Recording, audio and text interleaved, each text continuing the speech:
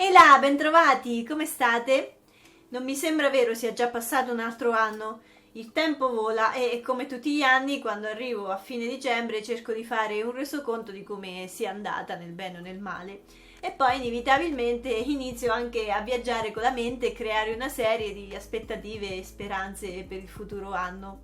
Succede anche a voi? Ecco, a volte succede però che viaggi un po' troppo e mi perda in fantasie diciamo piuttosto irrealistiche, tipo quest'anno voglio pubblicare un video al giorno, oppure quest'anno voglio realizzare più progetti fotografici personali, oppure un banalissimo quest'anno voglio mettermi finalmente in forma.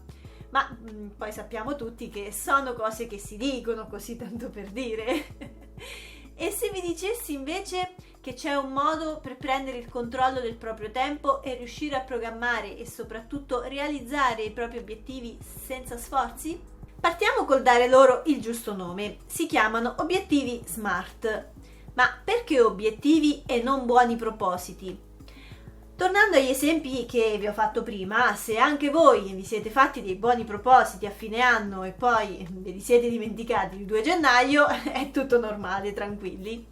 Questo perché i buoni propositi sono troppo vaghi e spesso anche irrealistici. A volte non siamo nemmeno abbastanza motivati o non sono quello che vogliamo veramente poi che accada. Fermiamoci e chiediamoci allora, come voglio sentirmi? Cosa voglio veramente? Quali risorse ho a disposizione in questo momento e quali step devo fare per raggiungere quello che voglio veramente? A volte il problema è anche che si dice di voler iniziare una buona abitudine come quella di alzarsi presto la mattina o fare sport, ma poi non siamo abbastanza organizzati per poter fare in modo che questa abitudine diventi una routine a tutti gli effetti. Ricordiamoci che ci vogliono da 2 ai 6 mesi di ripetizione costante perché un'azione diventi abitudinaria. Quindi i buoni propositi non servono a niente se non sono sostenuti da un piano concreto e realistico. Ecco perché invece parliamo di obiettivi. Gli obiettivi sono mete che ci prefiggiamo e seguendo un certo criterio sono più semplici da rispettare ed ottenere. Sono certa che tanti come me devono cercare di incastrare tutto quello che amano fare in mezzo al lavoro, famiglia, amici, in mezzo metterci anche un sano allenamento, un buon riposo e del relax meritato. Ecco, tutto questo è impossibile da ottenere senza dare un ordine alle cose da fare. Si finisce che siamo stressati perché vorremmo tanto riuscire a portare avanti le nostre passioni, ma non c'è mai tempo. Ecco allora che la prima cosa da fare è buttare giù tutto quello che ci viene in mente. Nel caso della fotografia inizierò a scrivere per esempio che quest'anno voglio organizzare più servizi fotografici. Questo procedimento vale per ogni aspetto della nostra vita ovviamente, lavoro, salute, benessere personale, famiglia. Possiamo applicare lo stesso metodo a tutto. Per esempio io voglio aggiungere di fare sport, leggere e stare di più con la mia famiglia. Bene, una volta che abbiamo la lista di tutti questi obiettivi, procediamo suddividendo l'anno in sezioni, quadrimestri, trimestri, come preferite. Infatti è impossibile realizzare tutto quello che abbiamo scritto a partire dal 1 gennaio, non esiste la bacchetta magica ed è per questo che di solito i buoni propositi che si fanno a fine anno smettono di essere buoni propositi già dalla settimana dopo. Quello che ci demotiva a volte è il carico eccessivo di responsabilità che ci diamo tutte insieme e che quindi ci fa desistere perché è troppo faticoso da fare. Per questo ci vengono in aiuto gli obiettivi SMART. Cosa sono? SMART è un acronimo che sta per specifico, misurabile, raggiungibile, realistico e definito nel tempo e indica i criteri per una corretta formulazione di un obiettivo. L'errore più comune che si fa è fare propositi molto superficiali. Dall'anno prossimo scatterò di più. Sì, ma quando di preciso scatterai? Di quanti servizi stiamo parlando? Questo tipo di obiettivi non precisa quale sia la prospettiva finale. È invece fondamentale tenere conto della formulazione dell'obiettivo. Per aiutarci a capire come scrivere un obiettivo efficace, dobbiamo sempre pensare di dover rispondere alle 5 domande fondamentali: chi, che cosa, come, quando e perché. Chi sono le persone coinvolte, cosa voglio ottenere, entro quanto, dove viene svolto questo obiettivo, se è rilevante allo svolgimento, quali ostacoli dovremo affrontare e quindi come riuscire a svolgerlo al meglio e perché lo stiamo facendo ovviamente. Dobbiamo essere molto specifici, cioè non lasciare spazio a possibili doppie interpretazioni. Facciamo un esempio generico, il famoso obiettivo di mettersi a dieta dopo le feste. La formulazione giusta è: voglio perdere 5 kg, voglio andare a correre 2 volte a settimana.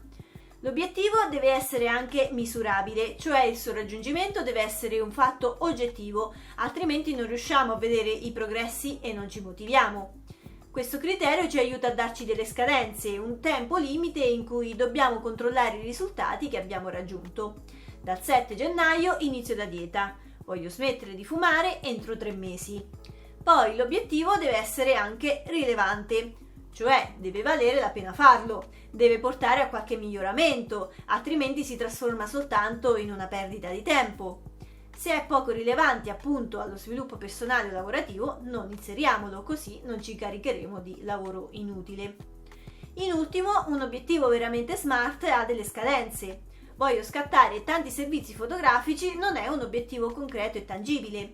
Quanti ne riusciamo veramente ad organizzare in un anno, un mese o una settimana? Misurando gli obiettivi riusciremo ad avere una visione più chiara di quello che è effettivamente realizzabile. In più non ci demoralizzeremo prima ancora di partire, avendo alzato troppo l'asticella e chiedendo a noi stessi propositi oggettivamente irraggiungibili. Bene, ora che abbiamo fatto questo, dobbiamo scomporre gli obiettivi più grandi e difficoltosi, che ovviamente non sono realizzabili in un'unica occasione, ma sono obiettivi che magari porteremo avanti tutto l'anno. Quali sono gli step che dobbiamo fare giorno dopo giorno per raggiungere l'obiettivo finale? Vi faccio un esempio. Se voglio svegliarmi presto la mattina, inizierò a svegliarmi la prima settimana un'ora prima del solito e andare a dormire un'ora prima. La seconda passo a un'ora e mezza, poi arrivo a 2 ore prima, fino a quando non raggiungo l'orario che mi sono prefissata. I piccoli step mi aiutano a non avere uno shock improvviso. Se invece cambiamo gradualmente le nostre abitudini, alla fine nemmeno ce ne accorgeremo, ma avremo guadagnato senza sforzo 2 ore in più di produttività la mattina. Quindi iniziamo dividendo l'anno in vari periodi, per esempio in quadrimestri o trimestri, e inseriamo in ogni casellina il giusto carico di lavoro da fare, decidendo quali sono gli step iniziali e quelli più importanti di cui occuparci di volta in volta.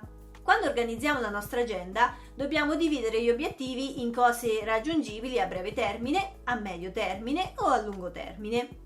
Sapete quando ai colloqui di lavoro vi chiedono dove vi vedete tra 5 anni? Ecco, quella è una prospettiva a lungo termine che vi siete fatti. È una domanda trabocchetto perché viene superata solo da chi ha un chiaro progetto di vita ed è determinato a raggiungerlo. Dalla risposta che si dà, gli esaminatori capiscono il vostro interesse e la vostra volontà di crescere e intraprendere un percorso all'interno di quell'azienda. Questo vale anche e soprattutto per le promesse che facciamo a noi stessi. Un discorso infatti più ampio potrebbe essere fatto così. Partiamo da 3-4 obiettivi che vorremmo raggiungere a lungo termine, diciamo tra 2 o 3 anni.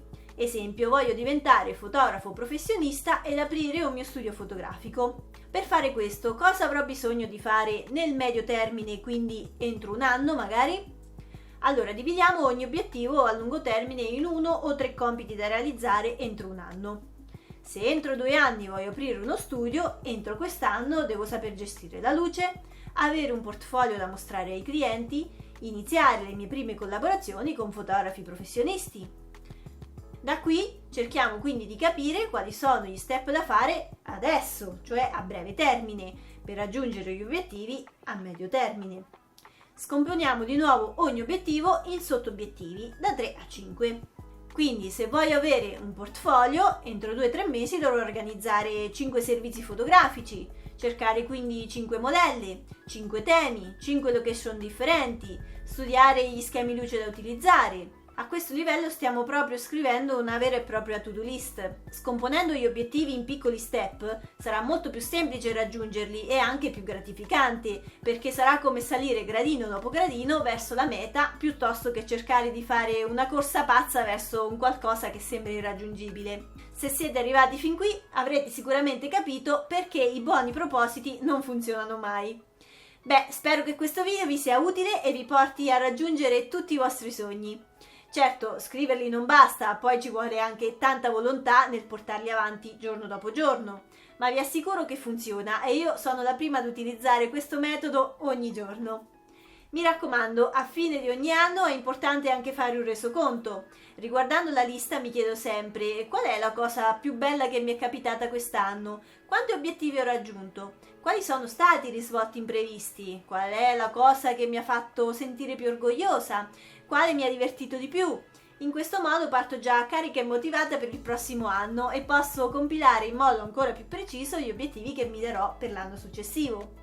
Vi condivido uno degli obiettivi raggiunti dell'anno scorso di cui vado più fiera. Ho ritagliato una media di 1 ora al giorno per la lettura, perché era una cosa che mi piace fare ma rimaneva sempre indietro perché non ero organizzata. E poi mi sono data questi parametri specifici da seguire e il risultato è stato che l'anno scorso, nonostante il delirio tra lavoro e vita privata che mi ha travolto, sono riuscita a leggere ben 39 libri. Provate e fatemi sapere anche voi. Vi aspetto nei commenti per sapere se conoscevate già questo metodo e lo applicate con successo o se vi organizzate in un altro modo e come. Noi ci vediamo come al solito la prossima settimana con un nuovo video. Ciao!